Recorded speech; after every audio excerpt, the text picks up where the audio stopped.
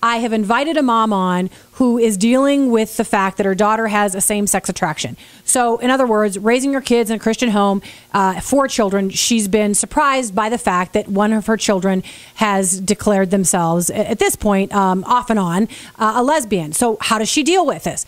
And look, much of the world will say, what's your problem? This is just normal. This is average. This is the new civil rights issue.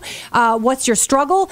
Well, for folks who follow the Bible, it is a struggle. And it is not a hate struggle. It is not a rejection struggle. It is, what do we do with the fact that they want to practice, that they want to get married, and so on. And I think what my friend Lori is here to say today is we choose love.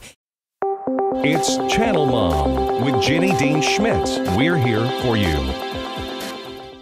Tell me when she told you and what your reaction was. Well, she didn't actually tell me. I came across some information on Facebook, and she was in her sophomore year of college.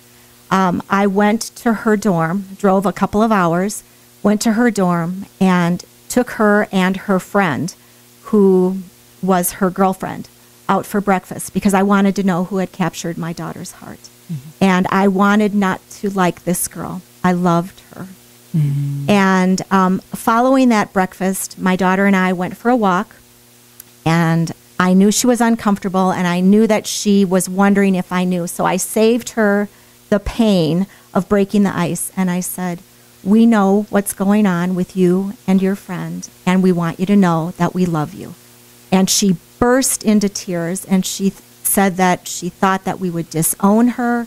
All these lies were in her head, that we would reject her. Mm-hmm. And of course not.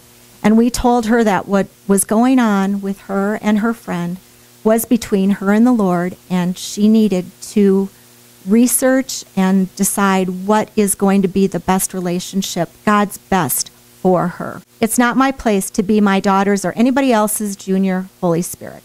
Yeah. Philip Yancey just wrote a book. He's a well-known Christian author, and it's called Vanishing Grace. And he talks about how Christians have dug themselves into a hole by making this their issue. It's, in some cases, it's become their religion to say we're anti this and we're anti that and we're anti this.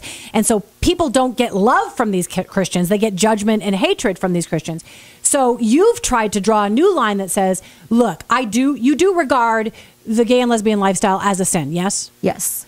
With all the gay and lesbian folks I've known in my life, there are very few of them that would say, I don't really want to feel loved by God.